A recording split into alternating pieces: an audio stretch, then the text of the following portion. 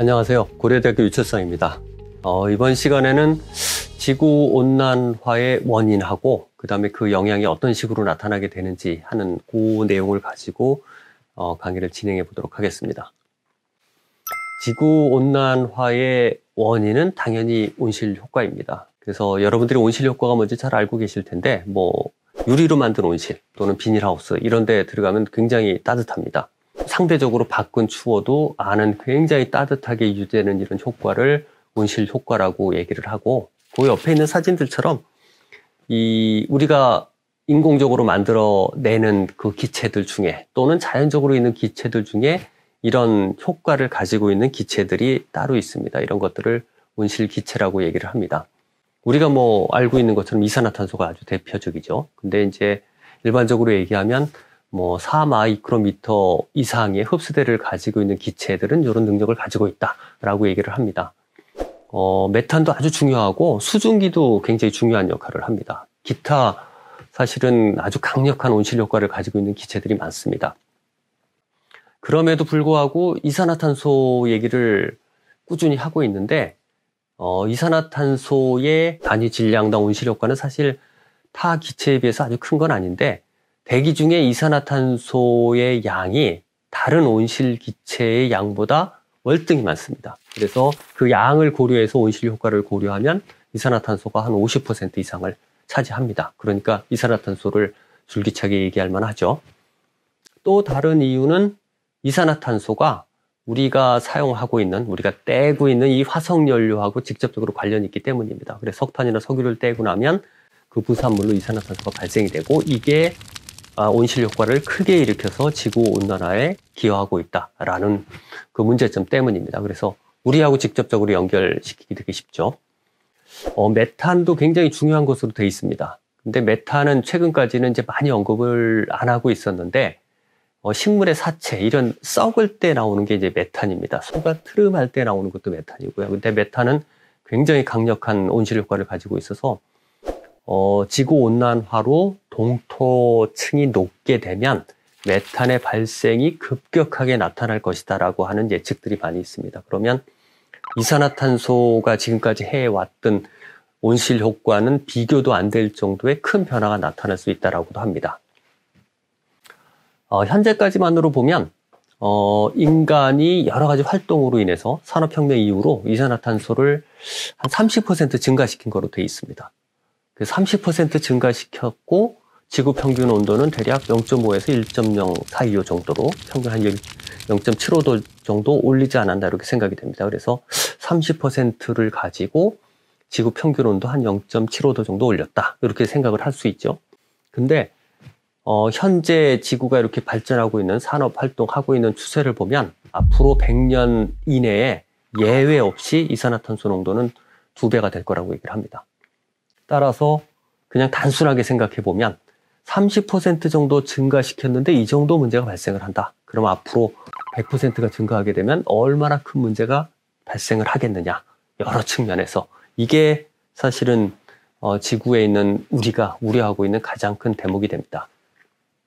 사실은 지구온난화 관련해서도 논란이 굉장히 많습니다. 과거에 인간의 아주 적극적인 활동 없이도 지구온난화가 계속 있었다 없었다 해왔죠. 그리고 이산화탄소를 포함한 온실기체가 증가해도 지구 평균 온도가 늘어나지만 거꾸로 지구 평균 온도가 증가해도 온실기체가 증가하는 그런 특성이 있습니다. 그래서 이 관계가 아주 명확하게 사실은 밝혀지지 않아서 서로 다른 의견이 계속 나오고 있습니다. 또 다른 거 하나는 이 미래 온실기체 감축과 관련해서 선진국의 역할입니다. 지금까지 문제를 만들어 놓은 건 선진국이죠. 현재 상황에서 이산화탄소를 많이 배출하고 있는 것은 선진국 플러스 개발도상국. 그러면 실제로 온실기체를 감축한다라고 하면 누가 주도적으로 해야 되느냐 하는 문제가 있는데, 선진국에서는 우리는 다 한 가족이니까 다 같이 하자, 똑같이 하자 이런 식으로 자꾸 주장을 하고 있는 거고, 개발도상국이나 저개발국은 그렇게는 안 되겠다. 니네가 했으니까 니네가 책임을 져라 이런 식으로 이제 주장을 하고 있는 겁니다. 그래서 애매모호한 상황이죠. 그리고 각국의 경제적인 그런 이해관계가 관련돼 있기 때문에 이게 쉽게 해결될 문제는 아닌 거라고 생각이 됩니다. 근데 이제 문제는 지구온난화는 엄연한 현실이다. 그렇죠? 그래서 앞으로 100년 이내에 이산화탄소가 2배 되는 것을 막을 방법은 거의 없다. 어떤 시나리오에 근거하더라도. 따라서 사실은 굉장히 다양한 변화가 지금까지보다 더 큰 변화가 나타날 것이고 이것에 어떻게 대응하느냐 하는 게 우리가 가지고 있는 큰 숙제입니다. 지구온난화로 인해서 지구 평균 온도가 증가함에 따라서 이제 나타날 수 있는 변화들이 굉장히 많은데 하나하나 한번 살펴보도록 합시다. 첫 번째로 지구의 온도 증가죠. 당연히 이제 온도 증가가 나오게 되는데 어디냐에 따라서 그 편차가 굉장히 큽니다. 그래서 저 그림에서 위의 그림은 이산화탄소가 2배 됐을 때, 아래는 4배 됐을 때인데, 그래서 2배 됐을 때만 가지고 한번 살펴보죠. 그래서 저 정도로 이제 막을 거라고 생각이 되는데, 일단 그 북반구에서의 변화가 남반구에서의 변화보다 훨씬 큽니다. 이 사실 기본적으로 북반구의 대륙의 면적 비율이 크기 때문이에요. 남반구에는 상대적으로 바다의 면적 비율이 훨씬 크고, 그 다음에 또 다른 거는 북반구에서도 고위도 지방으로 북극 가까이 갈수록 변화가 굉장히 크다라는 겁니다. 남극에서의 변화가 별로 없죠. 이 이유는 북극은 사실은 바다고 남극은 대륙이기 때문입니다. 지구 온난화가 돼도 북극, 남극은 여전히 추운 지역이에요. 그래서 뭐 쉽게 빙하가 녹을 수 있는 여건이 되지는 못하는데 바닷물의 영향으로 인해서 북극은 상대적으로 쉽게 빙하도 녹고 그 영향으로 기온도 많이 늘어날 수 있는 것으로 되어 있습니다. 북극의 빙하 모습입니다. 그래서 현재 사실은 북극이 빙하로 많이 채워져 있고 여름엔 사실 많이 녹기도 합니다. 그 다음에 이제 평균적으로 보면 뭐 이산화탄소가 계속 증가하게 되면 이제 아래쪽의 모습으로 될 거라고 하는데 그래서 우려 섞인 시선으로 우리는 저걸 봅니다. 저 그림을. 근데 저걸 기대하고 있는 사람들도 되게 많아요. 사실은 북극의 빙하가 많이 녹으면 일단 그 배가 갈 수 있는 항로가 새로 개척되게 됩니다. 그래서 뭐 대륙과 대륙을 왔다 갔다 할 때 저 북극 항로를 이용하면 거리가 짧아져서 굉장히 경제적이라고 합니다. 그래서 그걸 기대하는 사람들도 있고 또 다른 사람들은 북극에서의 자원, 채굴이 가능해질 것을 기대하는 그런 경우도 많습니다. 그래서 저 북극 가까이에 국토가 있는 국가들은 사실 그걸 굉장히 많이 기대를 하고 있습니다. 북극에서 좀 멀더라도 지구온난화가 되면 농업할 수 있는 지역이 확장되는 또 장점도 있습니다. 뭐 다른 문제를 일으키기도 하지만 그래서 뭐 모든 것이 다 안 좋은 측면으로만 나타나는 건 아니고 그것에 대한 이득도 있고 그다음에 손해도 있고 이런 식으로 복합적으로 그 결과가 나타납니다. 해수면 상승도 참 문제 중에 하나인데 기본적으로 지구에 있는 많은 사람들이 바닷가 근처에 살고 있기 때문이에요. 아주 바다 가까이 살고 있죠. 그래서 해수면이 상승하게 되면 큰 문제를 일으킬 거다 하면 당연히 큰 문제를 일으킬 가능성이 큽니다. 근데 해수면 상승의 주 원인이 빙하가 녹아서 그러는 것은 아닌 것 같아요. 지난 강의에서도 잠깐 말씀드렸는데 실제로 지금 남아있는 빙하의 양은 빙하기랑 비교해보면 정말 찔끔 남아있는 정도입니다. 뭐 그린란드에 있는 빙하가 전부 다 녹는다라고 하면 그 양으로 따졌을 때 해수면을 한 27cm 정도 올린다라고 하니까 뭐 바다 그렇게 깊은데 별로 많아 보이지는 않죠.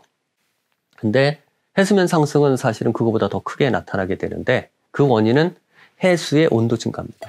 해수가 따뜻해지면서 밀도가 작아지게 되죠. 그러면서 팽창을 하게 되고 그래서 저 그림에서 보이는 저런 식으로 바다랑 가까운 지역을 전부 침수시키게 되는 문제가 나타납니다. 평균적으로 저런 거고요.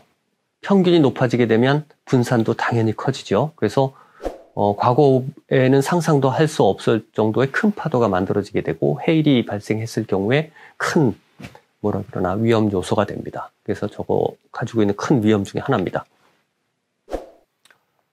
태풍하고 가뭄 문제를 빼놓을 수 없습니다. 기본적으로 지구온난화는 지구가 열 받는 거하고 비슷하죠. 사람이 열 받았을 때 뭐 어디로 튈지 모르는 상황이 만들어지는데 지구도 역시 마찬가지입니다. 시스템 자체가 불안정해져서 오른쪽 왼쪽으로 양쪽 극단을 왔다 갔다 하게 됩니다. 그래서 한쪽 극단이 홍수고 반대쪽 극단이 가뭄입니다. 그래서 과거보다 더 큰 홍수, 과거보다 더 심각한 가뭄이 더 자주 발생할 수 있는 것이 이 지구온난화의 결과로 나타나는 문제점입니다. 한쪽 토네이도 사진이고 한쪽은 태풍인데, 뭐 당연히 이런 현상들의 발생 빈도도 커지고 그 규모도 더 커질 거라고 예상을 하고 있습니다.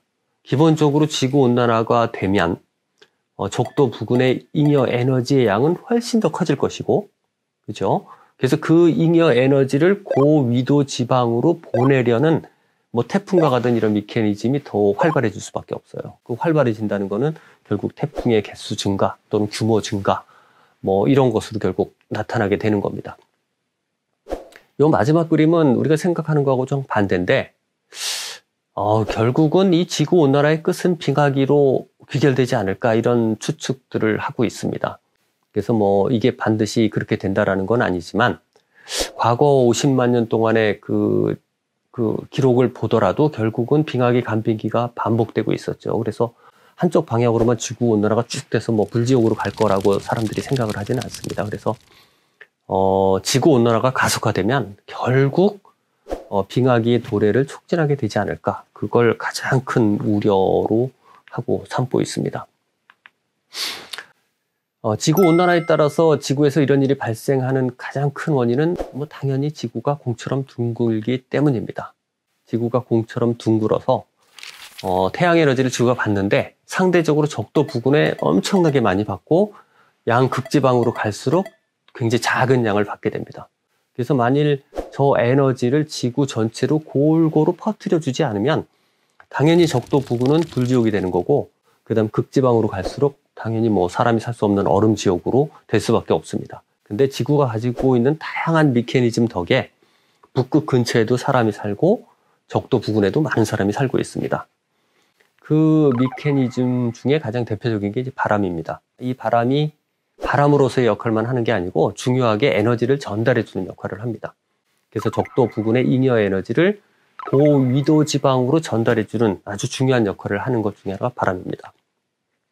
이 바람이 바닷물의 움직임도 만들어냅니다. 특히 이제 표층 해류라 그래서 깊은 바다가 아니고 얕은 쪽, 위쪽 바닷물의 움직임을 만들어내고, 그래서 적도 부근에서 미지근해진 이 바닷물이 그 순환을 하면서 그죠? 에너지를 고위도 지방으로 전달해주는 아주 중요한 역할을 합니다. 바람하고 마찬가지로 계절에 따라서 이 해류의 방향도 계속 바뀌고 형태도 바뀌고 뭐 만들어졌다 없어졌다 그걸 반복합니다. 태풍의 중요성은 아까 말씀드린 것과 같아요. 그래서 이 태풍이 굉장히 중요한 역할을 하고 지구온난화로 슈퍼 태풍 얘기를 하는데, 슈퍼 태풍이 만들어지는 이유도 당연히 적도 부근의 잉여 에너지가 훨씬 더 커질 것이기 때문입니다. 그 다음에 이제 마지막으로 이제 중요한 게 이 심층 해류라고 하는 건데, 이게 연결되어 있습니다. 끊어지지 않고 연결되어 있고, 그래서 이걸 컨베이어 벨트라고 얘기를 하는 사람들도 많이 있습니다. 이게 발견된 것도 참 아이러니해요. 냉전 시대 때 뭐 많은 나라들이 그 공해상에서 바다에서 핵실험을 수행을 했었습니다. 처음엔 대기 중에서 핵실험하다가 바다에서 핵실험하다가 그 위험성이 이제 크게 알려지게 되니까 이제 땅 속에서 이제 핵실험을 하죠. 그래서 뭐 이제 그런 식으로 이제 쭉 발전돼 왔는데, 그 핵실험의 영향으로 우리가 상상하지 못할 정도로 많은 핵실험을 했던 것 같아요. 그래서 그 핵실험의 영향으로 지구에 무슨 문제가 있나, 바다에 무슨 문제가 있는지를 조사하다가 그렇죠? 저런 하여튼 심층 해류가 있다는 것을 발견을 했습니다. 아주 신기하게도 저 심층 해류가 이렇게 순환하게 되는 동력원은 소금물의 농도예요. 그래서 적도 부근에서 굉장히 많은 에너지를 그렇죠? 저 해류에 담아서 고위도 지방으로 올라가고 거기에서 에너지를 쫙 퍼뜨려 준 다음에 다시 바다의 바닥으로 내려가서 다시 적도 부근으로 오고, 이런 순환을 계속하고 있습니다. 근데 이제 문제는 뭐냐면 저 심층 해류가 끊어질 거라는 거죠. 무슨 이유에서든지.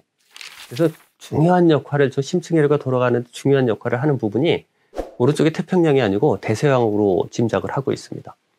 저 대서양 맨 위에 부분에 보면 하얀색으로 표시되어 있는 곳이 그린란드입니다. 그래서 어떻게 그런 일이 벌어질지는 잘 모르지만 아직 저 그린란드에 있는 빙하는 맹물이 얼어서 된 거죠. 눈이 얼어서 얼음으로 바뀐 거니까. 저 빙하가 급격하게 녹아내리게 되면 그 심층 해류를 끊을 수도 있지 않을까 생각을 하고 있습니다. 심층 해류가 끊어지게 되면 고위도 지방으로 에너지를 전달하는 도구 하나가 없어지게 되는 거고, 그러면 고위도 지방은 급격하게 추워지기 시작하는 거죠. 그러면서 실제로 다른 메커니즘들이, 다른 도구들이 적도 부근의 잉여 에너지를 고위도 지방으로 실어 날리려고 난리를 치게 됩니다. 바람도 엄청나게 세지고 해류도 엄청나게 세지고 엄청나게 많은 태풍들도 만들어지고, 그래서 이런 내용들을 설명하고 있는 것이 우리가 봤던 그 영화의 내용입니다. 그래서 지구온난화의 끝이 어떻게 될지를 단정적으로 얘기할 수는 없지만, 그렇죠? 앞으로 상당 기간 동안 지구온난화가 가속화되게 되면 그 이후에 급격하게 빙하기로 도래할 수도 있지 않을까, 이렇게 추측을 합니다. 그래서 이 영화에서, 투모로우라는 영화에서 이제 그런 내용들을 많이 담고 있습니다. 그래서 여러분들이 이제 이 동영상을 보신 후에 저 영화를 다시 보시면 실제로 이 지구온난화랑 관련된 이런 다양한 문제들을 아주 쉽게 이해하실 수 있습니다. 지구온난화가 가속화되면 기후변화 심각해질 것이고, 그것에 대응하는 사실은 여러분들의 역할도 훨씬 더 커질 거라고 생각을 합니다. 네, 이것으로 그 지구온난화의 원인, 그 다음에 그 영향이 기후라는 측면에서 어떻게 나타나는지를 살펴봤습니다. 지구온난화가 사실은 굉장히 중요한 이슈고, 이 영상을 보고 계신 여러분들도 지구온난화, 기후변화에 많은 관심이 있을 거라고 생각을 합니다. 그래서 지금까지의 내용이 여러분들의 그 호기심을 충족시키는데 많은 도움이 되었기를 희망합니다. 감사합니다.